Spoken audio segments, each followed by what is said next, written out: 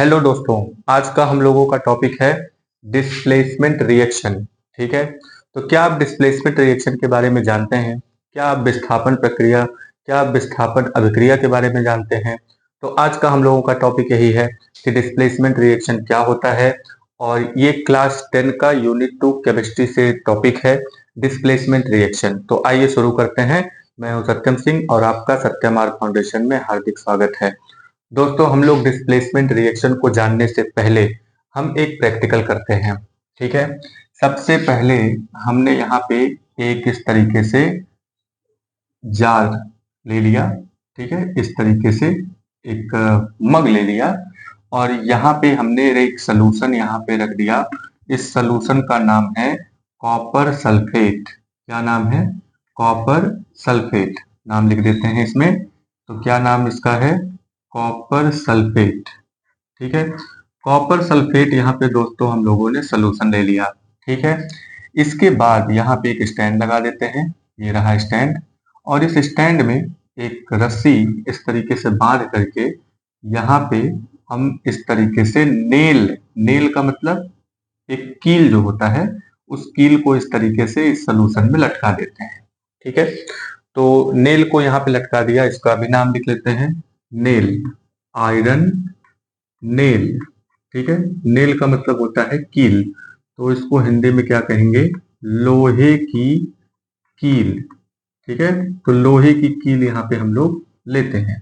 ठीक है, तो इसमें क्या होता है कि देखिए, जब ये किया गया, यानी कि लोहे को जब कॉपर सल्फेट के सलूशन में डाला गया, तो कुछ समय के बाद देखा क्या गया, इसमें हुआ क्या, ये जो लोहा है, लोहा पहले वाइट शाइनिंग था।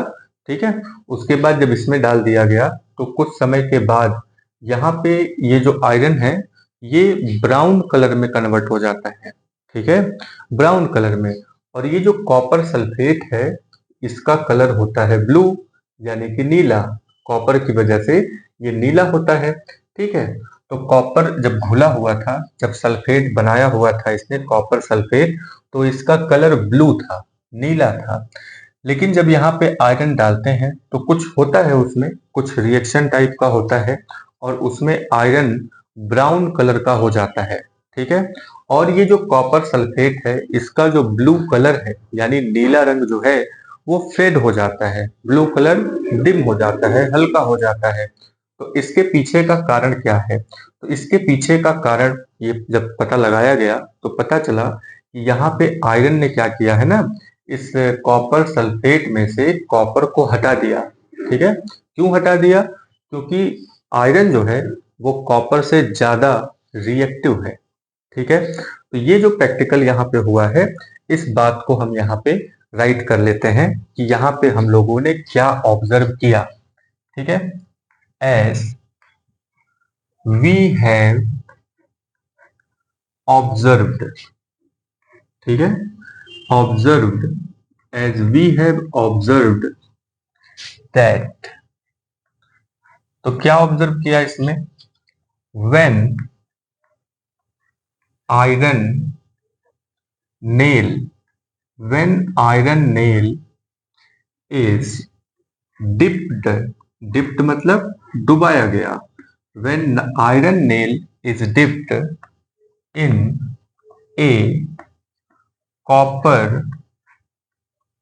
Copper sulphate, in a copper sulphate solution. ठीक है, जब कॉपर सल्फेट सॉल्यूशन में इसको डुबाया गया तो क्या हुआ?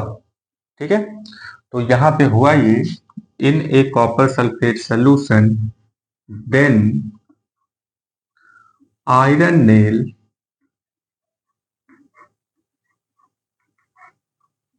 बिकम, आयरन नेल हो जाता है, iron nail become brownish.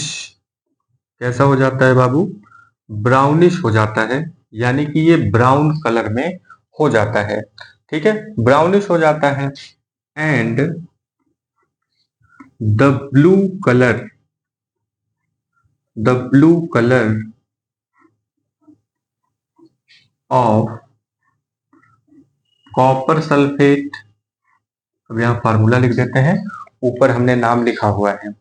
And the blue colour of copper sulphate faded faded up. Faded up का मतलब कि वो डिम हो जाता है, उसका जितना नीला वो पहले रहता है ना, उससे कम नीला हो जाता है। ठीक है, इसको फेडेड अप कहते हैं। तो ऐसा होता क्यों है? ऐसा होता इसलिए है, सबसे पहले आइए हम इसके रिएक्शन की बात करते हैं कि आखिर यहाँ पे इन दोनों चीजों में क्या रिएक्शन हुआ है। तो क्या रिएक्शन हुआ बाबू यहाँ पे?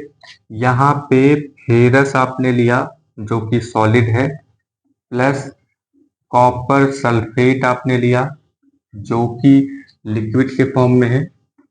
यहाँ पे फेरस सल्फेट प्लस कॉपर। ठीक है, ये रिएक्शन हो जाता है। जरा इस रिएक्शन को ध्यान से देखिए। इस रिएक्शन में हुआ क्या? इस रिएक्शन में ये जो कॉपर सल्फेट, अब ये लिक्विड हो जाता है और ये जो कॉपर सल्फेट है, कॉपर सल्फेट में से कॉपर निकल जाता है। जरा इस फेरस को देखिए। फेरस ने जैसे ही सामने देखा कि अरे ये कॉपर ने तो लिक्विड बना रखा है और कॉपर यहाँ पे कमजोर है, यानी कि ये रिएक्शन करता तो है लेकिन ये फेरस से कमजोर है। तो फेरस ने इस यानी कि ferrous is more reactive than copper. Ferrous यहाँ पे कॉपर से ज्यादा रिएक्टिव है, जिसकी वजह से फेरस ने कॉपर को यहाँ से डरा के भगा दिया। ठीक है, डरा के भगा दिया, बिल्कुल कहा भाग जाओ यहाँ से। तो कॉपर बेचारा डर करके सल्फेट को छोड़ करके भाग जाता है और ये फेरस क्या होता है? फेरस सल्फेट के साथ जुड़ जाता है और एक अलग से मतलब सॉल्यूशन यहाँ पे बना लेता है। ठीक है, तो यहाँ पे ब्राउनिश कलर हल्का हल्का फेरस का होने लगता है क्योंकि वो ये जो सल्फेट है उसमें जाकर के घुलने लगता है और ये जो कॉपर है, कॉपर यहाँ पे अलग हो जाता है। तो कॉपर की वजह से ही ब्लू कलर यहाँ पे था, तो कॉपर अलग हो गया, ब्लू कलर गायब हो जाता है। फेरस आने लगा, ब्लू कलर धीरे धीरे हटने लगा और जो सॉल्यूशन है वो धीरे धीरे ब्राउन कलर में कन्वर्ट होने लगता है। ठीक है, तो ये तो रहा रिएक्शन। तो यहाँ पे इसका नाम भी लिख लेते हैं। ये आयरन है, ये कॉपर सल्फेट है। देखिए नाम बार बार इसलिए लिख रहे हैं जिससे कि आपको याद हो जाए। Cu है कॉपर और यहाँ पे हो जाएगा सल्फेट। ठीक है, सल्फेट। ठीक, अब यहाँ पे क्या बना? Ferrous sulphate, ferrous sulphate. ठीक है, क्या बन गया बाबू? Ferrous sulphate. और ये जो है, ये जो अलग हुआ है ये है कॉपर। ठीक है, तो कॉपर अलग हो गया। ठीक है, तो फेरस है, कॉपर को हटा दिया। अच्छा, ये बात हमें पता कैसे चलेगी कि कौन सा एलिमेंट, यानी कि कौन सा एलिमेंट, कौन सा तत्व जो है वो किससे ज्यादा रिएक्टिव है? ठीक है, ये बात हमें कैसे पता चलेगी? ये बात पता लगाने के लिए वैज्ञानिकों ने एक पूरा रिएक्टिविटी सीरीज तैयार किया हुआ है कि कौन सा एलिमेंट किससे ज्यादा है। ठीक है, आइए पहले रिएक्टिविटी सीरीज देख लेते हैं, उसके बाद एक दो रिएक्शन और इसका लिख लेते हैं। ठीक है, तो ये डिस्प्लेसमेंट रिएक्शन वाली चीजें कंप्लीट हो जाएंगी। ठीक है, तो यहाँ पे हम लोग लिखते हैं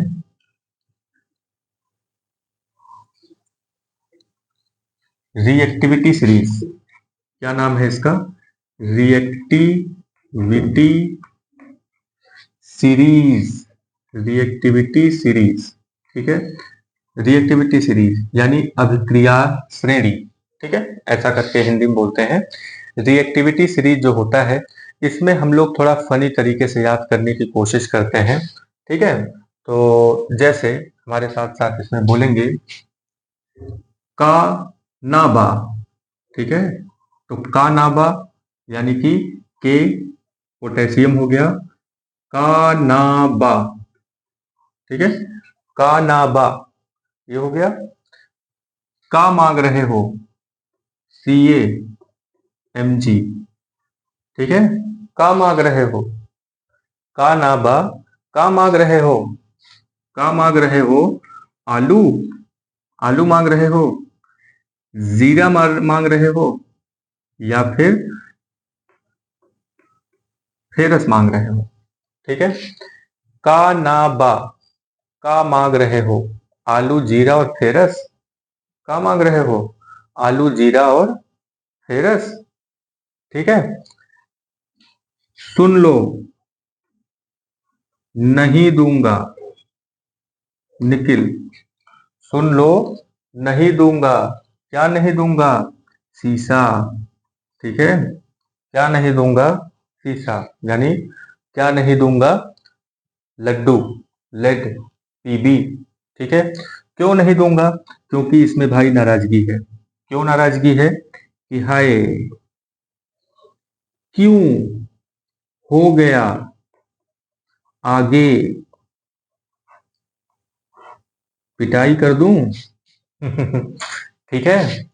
तो ये इतना हो गया आपका रिएक्टिविटी सीरीज। कितना सिंपल है देखिए। का ना बा, का मांग रहे हो, आलू जिंक, फिर से आलू जिंक फिर से मांग रहे हो, या आलू जीरा फिर से मांग रहे हो, आलू जीरा फिर से मांग रहे हो। सुन लो, नहीं दूंगा, क्या नहीं दूंगा, शीशा, क्योंकि शीशा खतरनाक है। शीशा अगर पेट में चला गया तो नुकसानदायक है, इसलिए शीशा नहीं दूंगा। क्यों नहीं दूंगा, क्योंकि यहाँ पे ये नाराजगी है ना। किस चीज की नाराजगी है, हाय, हाय मतलब हाइड्रोजन। तो हाइड्रोजन के ऊपर जितने लोग हैं ना, ये सब हाइड्रोजन को हटा देंगे, और कॉपर के ऊपर जितने लोग हैं वो कॉपर को हटा देंगे, और यहाँ पे मरकरी के ऊपर जितने लोग हैं वो लोग मरकरी को हटा देंगे। ठीक है। तो यहाँ पे ये सब चीजें हुई। चलिए एक चीज और देख लेते हैं, इसका नाम लिख लेते हैं। यहाँ पे ये जो है, ये ये है पोटेशियम। क्या नाम है इसका, पोटेशियम। तो के मतलब पोटेशियम, Na मतलब सोडियम, क्या हो जाएगा, सोडियम। ठीक है। Ba से हो गया बेरियम। ठीक है। Ca से कैल्शियम, कैल्शियम।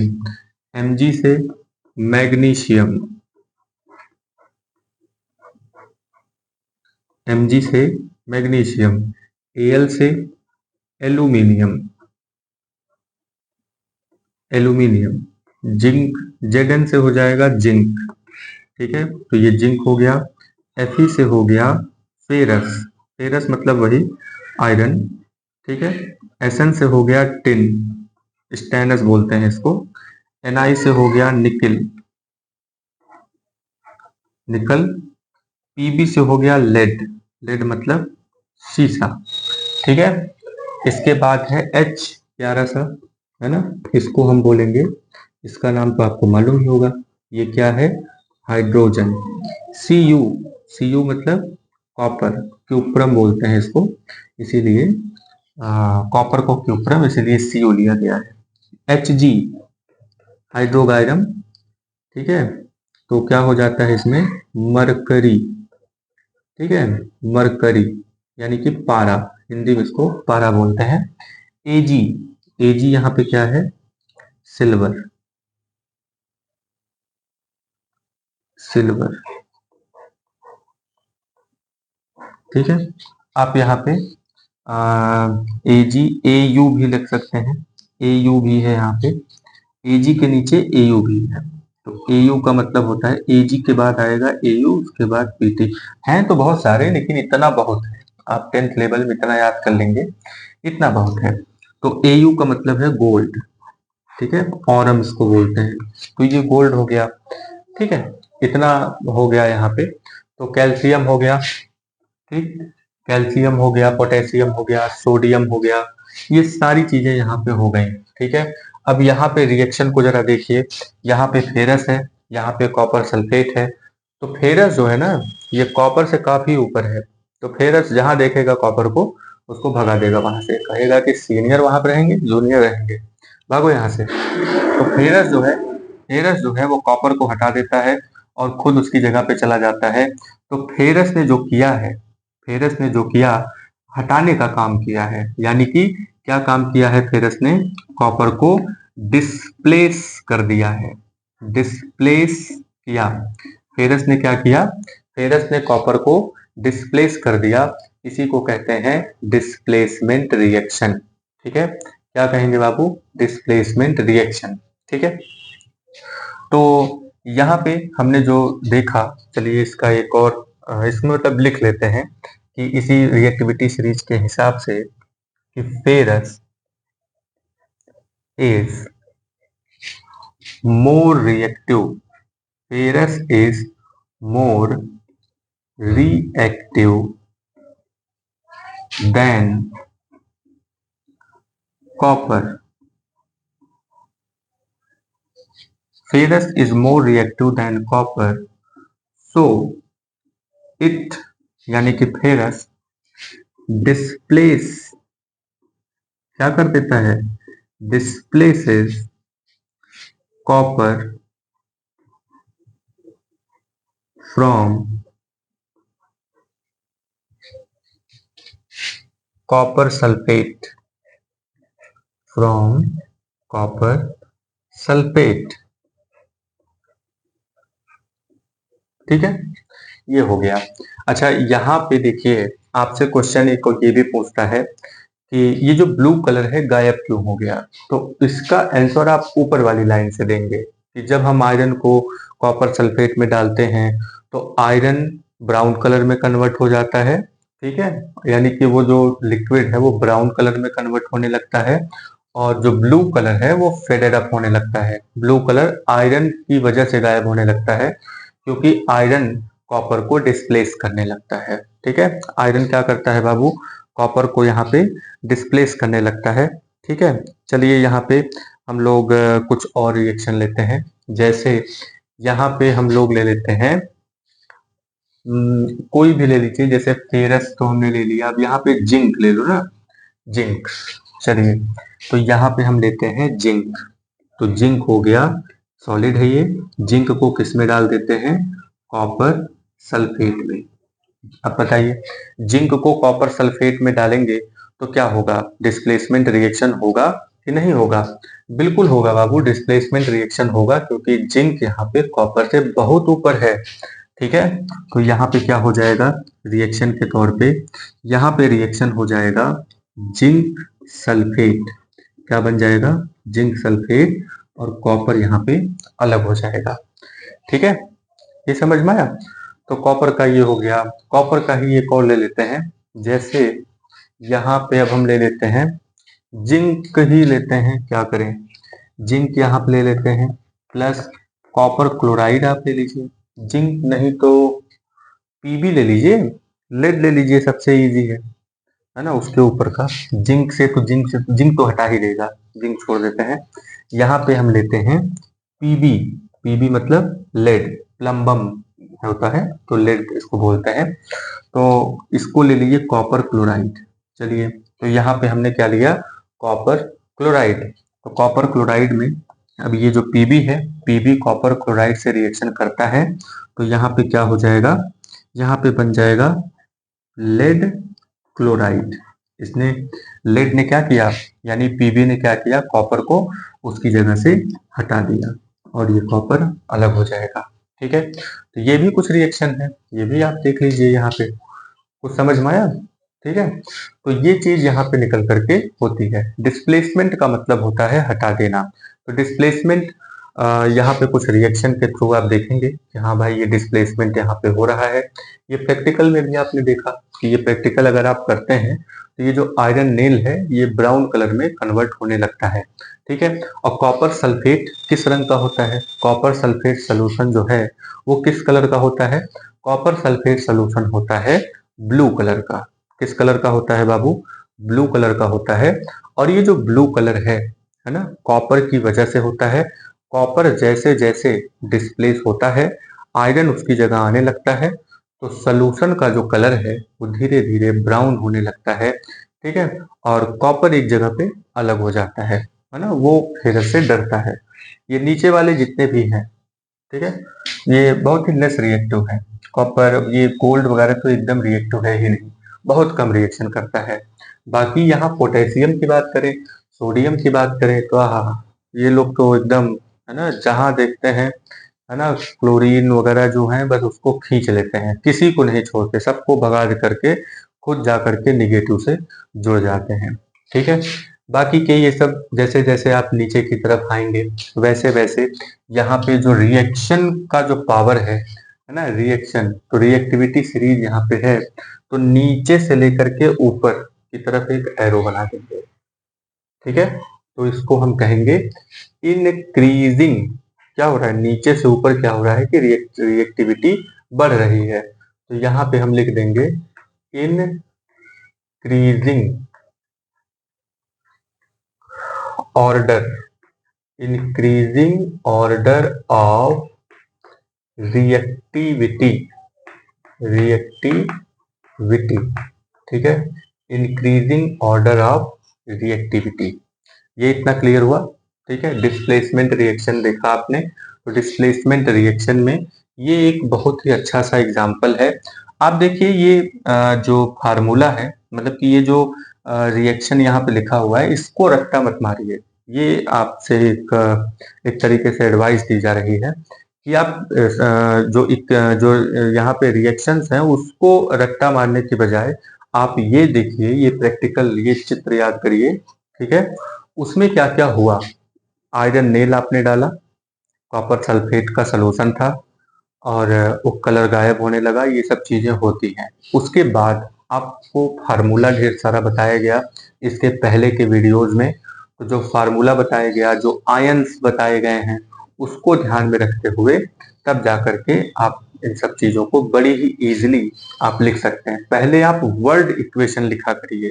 ठीक है, वर्ड इक्वेशन क्या होगा, जैसे यहाँ पे अगर हम वर्ड इक्वेशन लिखें, ठीक है, तो दो तरह का इक्वेशन लिखने के लिए आपको बताया गया था।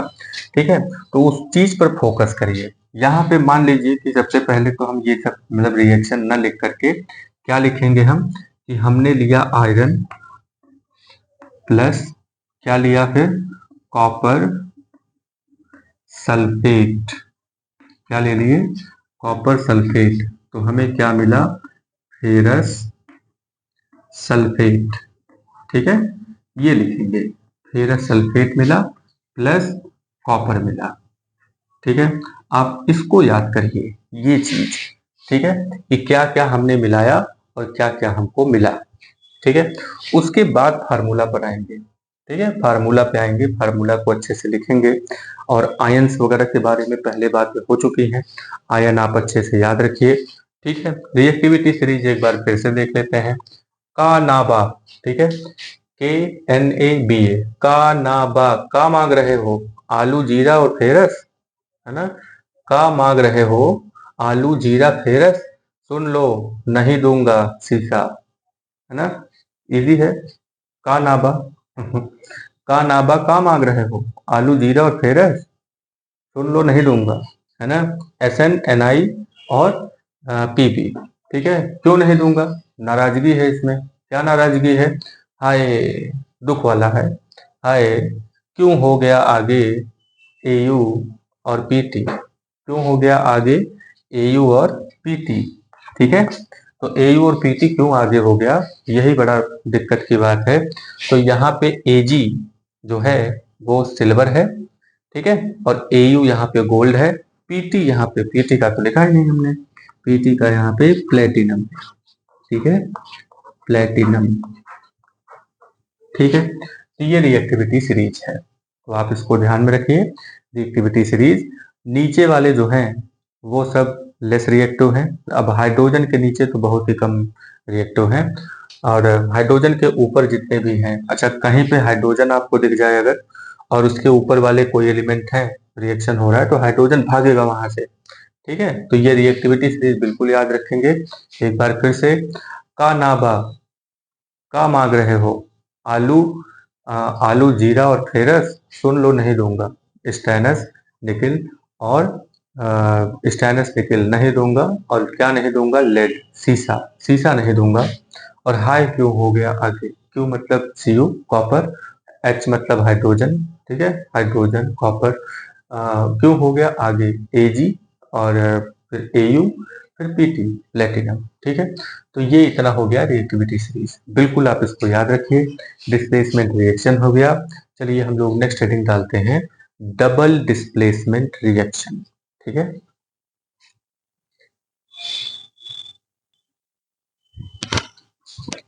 आइए बाबू, डबल डिस्प्लेसमेंट रिएक्शन के बारे में हम लोग जानकारी लेते हैं। यहाँ पे इससे पहले कि हम आगे बढ़ें, यहाँ पे हम लोग एक फार्मूला नोट कर लेते हैं। मान लीजिए कि यहाँ पे कोई एक रिएक्टेंट है AB प्लस कोई दूसरा रिएक्टेंट है XY, ठीक है।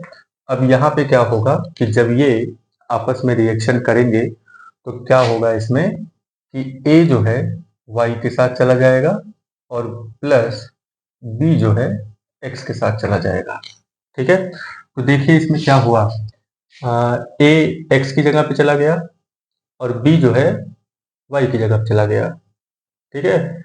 मतलब ये इससे हुआ क्या कि यहाँ पे ये चीजें चेंज हो गई, ये एक्सचेंज हुआ है। यहाँ पे क्या हुआ है, आयन का एक्सचेंज। तो आयन का एक्सचेंज जब होता है तो दोनों तरफ से हुआ है। एक्सचेंज का मतलब है लेना देना, ठीक है। तो एक ने दिया है, एक ने लिया है और दोनों एक दूसरे के लेन देन से यहाँ पे आपस में बने हैं, ठीक है। तो दोनों यहाँ पे देखिए डिस्प्लेस हो गया, यानी कि एक ने दूसरे को डिस्प्लेस किया तो दूसरे ने पहले को डिस्प्लेस कर दिया। इसको कहते हैं डिस्प्लेसमेंट रिएक्शन, ठीक है। तो ये रिएक्शन कैसे पता चला, आइए यहाँ पे हम लोग देखते हैं। यहाँ पे एक टेस्ट ट्यूब ले लीजिए आप ऐसे करके, ठीक है। और यहाँ पे हम लोग भर देंगे बेरियम क्लोराइड। क्या भर देंगे, बेरियम क्लोराइड, इसका नाम रखते हैं बेरियम क्लोराइड, ठीक है। और यहां पे एक और टेस्ट ट्यूब ले लीजिए कुछ इस तरीके से, ठीक है। ये टेस्ट ट्यूब आपने लिया और इसमें से आपने डाल दिया, इसमें यहाँ पे कुछ चीजें भरी हुई थी, ये आपने इसमें डाला, वो है सोडियम सल्फेट, ठीक है, Na2SO4, ठीक है। इसका नाम सोडियम सल्फेट है, सोडियम सल्फेट, ठीक है, सोडियम सल्फेट। तो ये यहाँ पे आपने लिया, दो टेस्ट ट्यूब आपने लिया, एक में सोडियम सल्फेट लिया, एक में बेरियम क्लोराइड लिया और इसको आपस में मिक्स कर दिया। और जैसे ही इसको आपस में आप मिक्स करेंगे, यहाँ पे होगा एक रिएक्शन। क्या रिएक्शन होता है, आइए इस रिएक्शन के बारे में बात करते हैं।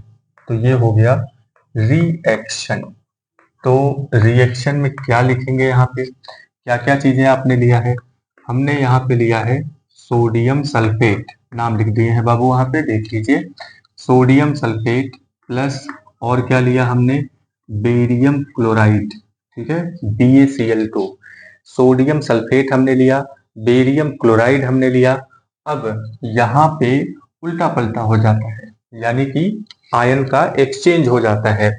Sodium is more reactive than barium, ठीक है। रिएक्टिविटी सीरीज में as we have seen in this reactivity series that sodium is more reactive than barium, so sodium is able to displace barium from barium chloride, ठीक है। Now in this equation sodium displaces barium and barium becomes alone and it founds its a mate like SO4, ठीक है। तो barium यहाँ पे जाकर के sulphate के साथ आपस में जुड़ जाता है और ये क्या बना लेता है, बेरियम सल्फेट, ठीक है। और सोडियम किसके साथ चला जाता है, सोडियम क्लोरीन के साथ। क्लोरीन के साथ को ज्यादा पसंद करता है, देखिए सोडियम जहां भी होता है ना, सबसे ज्यादा रिएक्टिव मेटल में सोडियम, सबसे ज्यादा रिएक्टिव नन मेटल में क्लोरीन, ठीक है। मतलब क्लोरीन होता है लेकिन क्लोरीन ज्यादा अच्छा माना जाता है। तो सोडियम जहां भी क्लोरीन को देखता है ना, बस कूद पड़ता है उसके ऊपर, ठीक है। तो यहाँ पे सोडियम जो है, अब सोडियम ने बेरियम को हटा दिया, ठीक है। तो बेरियम क्या करता है, बेरियम सोडियम की जगह पे आ जाता है, यानी सोडियम बेरियम की जगह पे चला जाएगा और बेरियम जो है वो सोडियम की जगह पे चला जाएगा। तो यहाँ पे क्या बनेगा बाबू, तो यहाँ पे सोडियम और क्लोरीन को मिला के क्या बनता है, ये तो आपको मालूम ही है, वो है सोडियम क्लोराइड। क्या बना यहाँ पे, सोडियम क्लोराइड, ठीक है। और बेरियम जो है सल्फेट के साथ चला गया तो यहाँ पे क्या बन जाता है, बेरियम सल्फेट, ठीक है। ये बात समझ में आई, तो ये चीज यहाँ पे बन गया बेरियम सल्फेट, ठीक है। ये बात समझ पाई, ये इतना निकल के आता है। तो यहाँ पे जो बेरियम सल्फेट निकल करके आया है, ये जो बेरियम सल्फेट है ये वाइट प्रेसिपिटेट है। ये मतलब कि वाइट कलर का होता है, वाइट कलर का एक मटेरियल बनाता है जो घुलता नहीं है। तो इसको हम क्या कहते हैं? प्रेसिपिटेट। क्या कहेंगे बाबू? प्रेसिपिटेट। ठीक है, वाइट प्रेसिपिटेट। ठीक है, यहाँ पे इसको लिख देते हैं तो ज्यादा क्लियर होगा। वाइट प्रेसिपिटेट ऐसे करके, यहाँ पे वाइट प्रेसिपिटेट। ठीक है, white precipitate.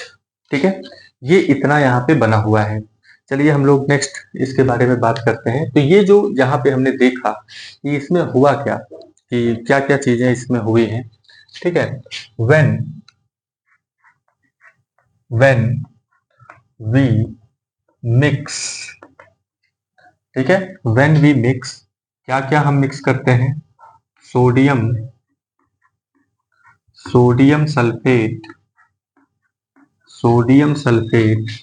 with barium chloride, we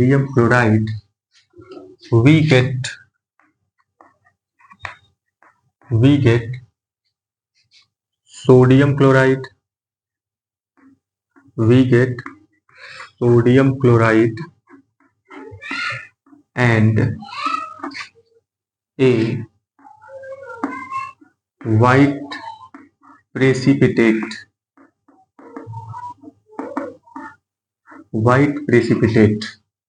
ठीक है, व्हाइट प्रेसिपिटेट क्या है यहाँ पे? बेरियम सल्फेट है। ठीक है, व्हाइट प्रेसिपिटेट। ठीक है, ये इतना हमें मिलता है। तो अब इसका डेफिनेशन क्या निकल के आता है? चलिए डेफिनेशन लिख लेते हैं। डेफिनेशन, ठीक है, तो क्या डेफिनेशन यहाँ पे निकल के आता है कि इस रिएक्शन में हुआ क्या है? एक्सचेंज ऑफ आयन हुआ है। क्या हुआ है? Exchange of ion. तो क्या डेफिनेशन बनेगा? those reactions in which exchange of ions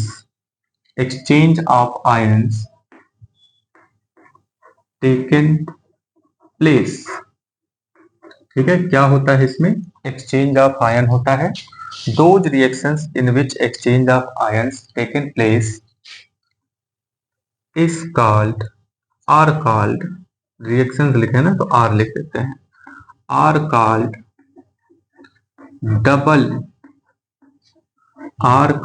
double displacement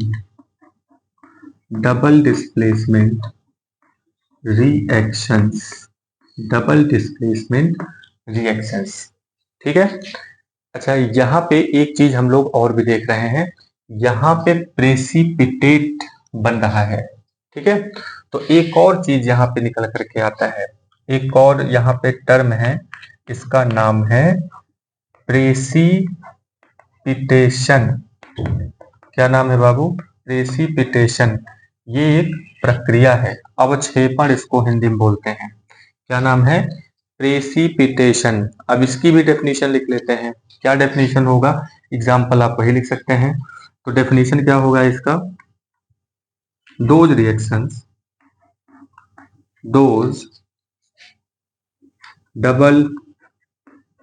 double reaction या कोई भी रिएक्शन हो तो डबल रहने देते हैं। ठीक है, दोज रिएक्शंस इन विच मतलब जिसमें, in which precipitate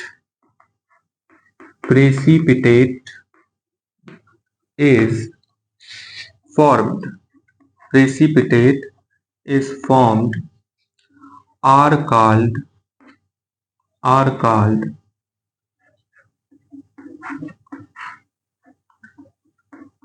precipitation are called precipitation reactions. ठीक है, इसको क्या कहेंगे हम लोग? प्रेसिपिटेशन रिएक्शन कहेंगे। सीधी सी चीज है, जिसमें प्रेसिपिटेट बनता है उसे प्रेसिपिटेशन रिएक्शन कहेंगे। ठीक है, चलिए डबल डिस्प्लेसमेंट का एक और एग्जांपल ले लेते हैं। डबल डिस्प्लेसमेंट में एक बड़ा ही फेमस सा आपने पढ़ा होगा कि सोडियम हाइड्रोक्साइड है, यानी कि बेस है, और इसको जब हम एसिड के साथ मैच करते हैं, यानी कि यहाँ पे HCl जब डालते हैं तो हमें क्या मिलता है? फिर वही एक्सचेंज हो जाता है यहाँ पे। ठीक है, तो क्या बनेगा यहाँ पे? सोडियम क्लोरीन के साथ चला जाएगा, हाइड्रोजन OH के साथ चला जाएगा, तो हमें क्या मिलेगा? Sodium chloride plus H2O। ठीक है, अच्छा यहाँ पे प्रेसिपिटेशन नहीं हुआ है, यहाँ पे हमें वाटर मिलता है। ठीक है, ये समझ में आया? तो सोडियम हाइड्रोक्साइड आपने लिया, हाइड्रोक्लोरिक एसिड लिया, तो sodium hydroxide, hydrochloric acid, sodium chloride और वाटर यहाँ पे बनता है। ठीक है, तो उम्मीद करते हैं कि आपको डिस्प्लेसमेंट रिएक्शन और डबल डिस्प्लेसमेंट रिएक्शन समझ में आया होगा। ठीक है, इसके पहले जो डिस्प्लेसमेंट रिएक्शन था उसका डेफिनेशन हमने नहीं लिखा था, इसका डेफिनेशन हम यहाँ लास्ट में लिख दे रहे हैं, तो आप वहां पे उसको अरेंज कर लीजिएगा। ठीक है, तो definition of displacement, double displacement का यहाँ लिखें, displacement reaction,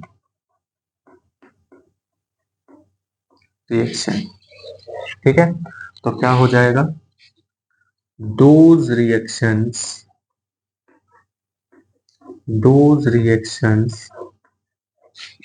in which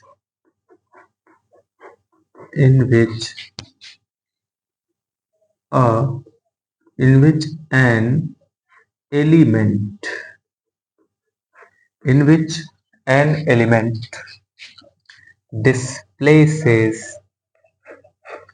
displaces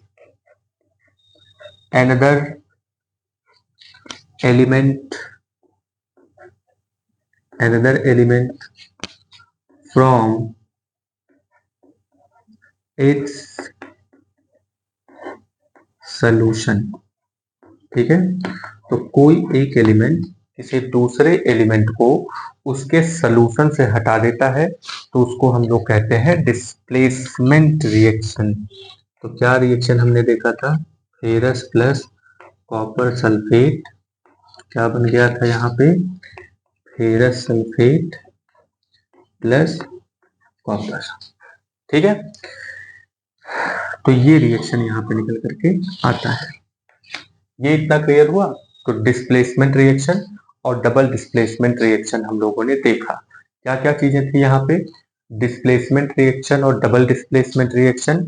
double displacement reaction में हमने देखा कि यहाँ पे कोई दो मैटर है यहाँ पे, यानी कि दो कंपाउंड हैं जो एक दूसरे के आयन को एक्सचेंज कर देते हैं, तो यहाँ पे डबल डिस्प्लेसमेंट हो गया। और सिंगल डिस्प्लेसमेंट में क्या था कि कोई एक मेटल जो है, यानी कि कोई एक ही एलिमेंट दूसरे को भगा देता है।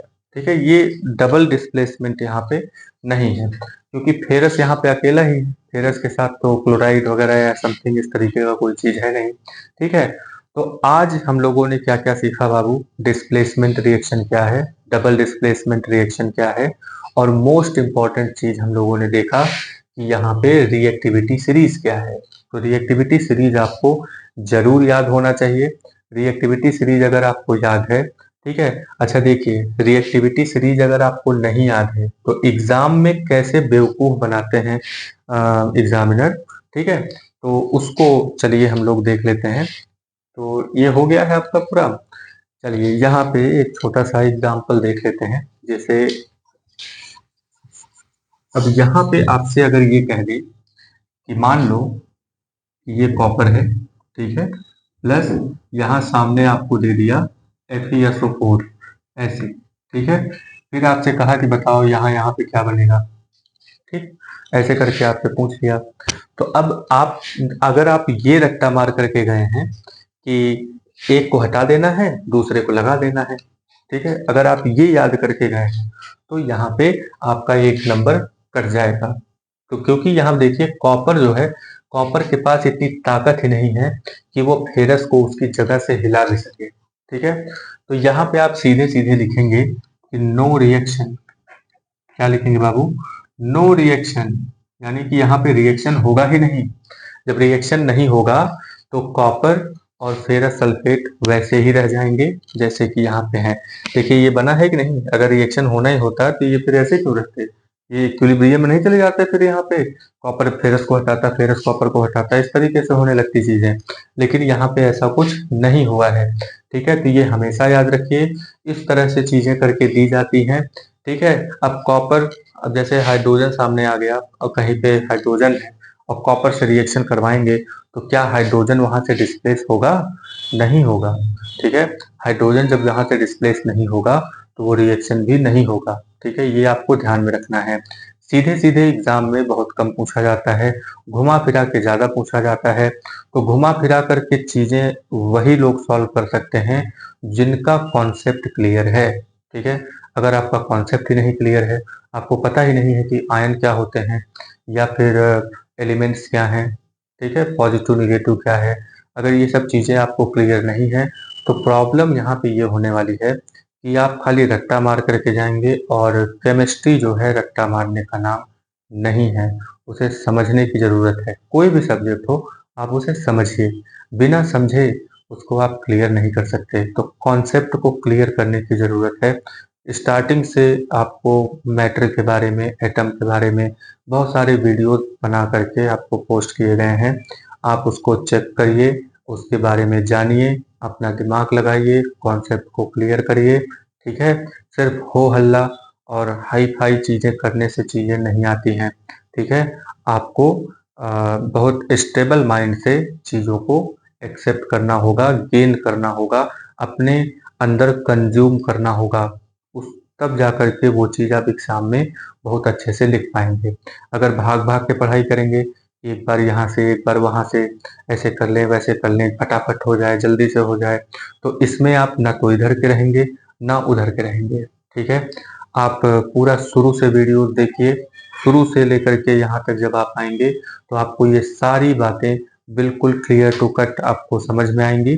ठीक है, तो उम्मीद करते हैं कि ये वीडियो आपको पसंद आया होगा। लाइक करिए, सब्सक्राइब करिए, कमेंट करिए, कुछ आपको और जानना है तो आप कमेंट करिए। आपको जैसे इसमें कोई चीज़ अगर नहीं समझ में आई है तो आपको वीडियो बना करके उसको अलग से बता दिया जाएगा। ठीक है, तो हम वेट कर रहे हैं आपके कमेंट का। और सब्सक्राइब करिए, दूसरों से भी सब्सक्राइब करवाइए। अपना ध्यान रखिए, तब के लिए जय हिंद।